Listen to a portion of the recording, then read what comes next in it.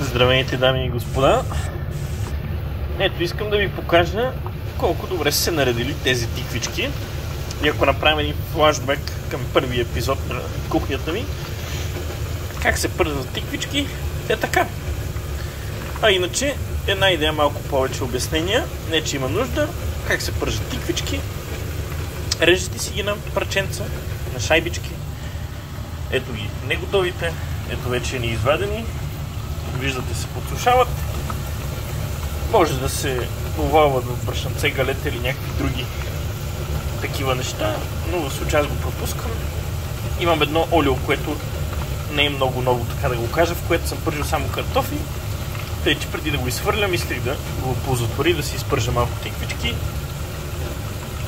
Ако ползвате олио само за пържене на картофи или само за пържене на тиквички, мисля, че няма много проблем.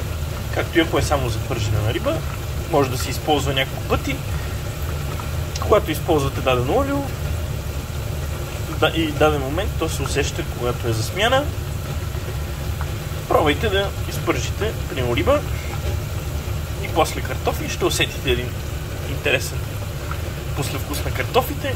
Или пък олиото, което ви е за картофи, не го сменяте няколко години и ще усетите в даден момент, че не е много окей, или просто отидете на заведение. Вярвайте ми, усеща се. Така горе-долу, това е днешната рецепта. Виждате, съвета може да използвате кухненска хартия, за да попие малко така да кажем от не миризмата, ами от мазнината. И след това аз ще ги захлупя така, за да се стават по-вкусни, така леко като изтиват и като са запарени. Просто ми бягат думите вече. Аз сега леко ще разбъркам тези тиквички с този. Виждате колко хубав уред. И както виждате, още една магия. Тиквичките сами си пренареждат в позицията, в които трябва. За гарнитура на тиквичките си правите млечен сос с чесънче и копърче. Знаете как става, не е нещо сложно.